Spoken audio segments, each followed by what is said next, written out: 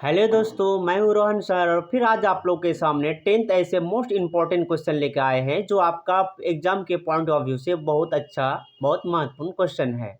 तो हम पहले सबसे फर्स्ट क्वेश्चन बोलने की कोशिश करेंगे। जल का जो पीएच मान होता है 7 होता है। आपको याद रखना पड़ेगा जल का पीएच मान 7। दूध का पीएच मान 6.4 होता है। सिरके का पीएच मान 3 होता है। मानव रक्त का पीएच मान 7.4। नींबू का पीएच मान 2.4।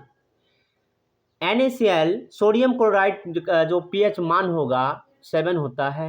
शराब का पीएच मान 2.8। मानव मूत्र का पीएच मान 4.8 से लेकर 8.4 होता है। समुद्र जल का पीएच मान 8.5 होता है। आंसू का पीएच मान 7.4। मानव लहर का पीएच मान 6.5 से लेकर 7.5। दोस्तों, आपको कहना चाहूँगा कि इनको एक बार याद करने के बाद आप कॉपी पे इसको बिना देखे लिखने का प्रैक्टिस कीजिए। मुझे पता है कि आप एक बार ज़रूर प्रैक्टिस करेंगे और इसी के ज़रिए से आप इनको याद करने की कागर पे आ जाएंगे। HCl का जो pH मान होता है 0 होता है।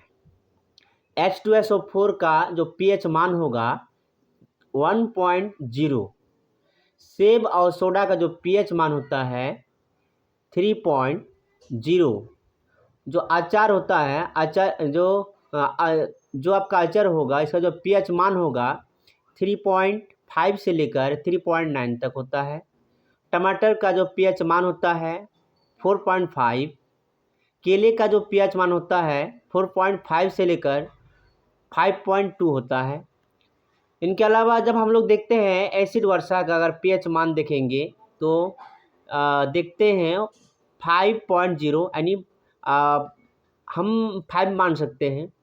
रोटी का pH मान 5.3 से लेकर 5.8 तक होता है।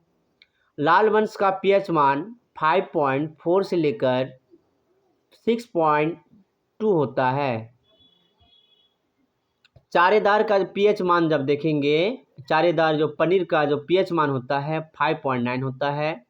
मक्खन का pH मान 6.1 से लेकर 6.4 होता है। तो दोस्तों, आपको कहना चाहूँगा कि जैसे अभी हम बोल बोल के आपको अभी सुनाए, इसी तरह आप भी बोल बोल के याद कीजिए, क्योंकि बोलने से आपको ज़्यादा याद होंगे। और इनको याद करने के बाद एक बार आप बिना देखे इन चीज़ों का जो pH मान होता है आप कॉपी पे एक बार प्रैक्टिस कीजिए और आप पाएंगे कि बिल्कुल सीख चुके हैं।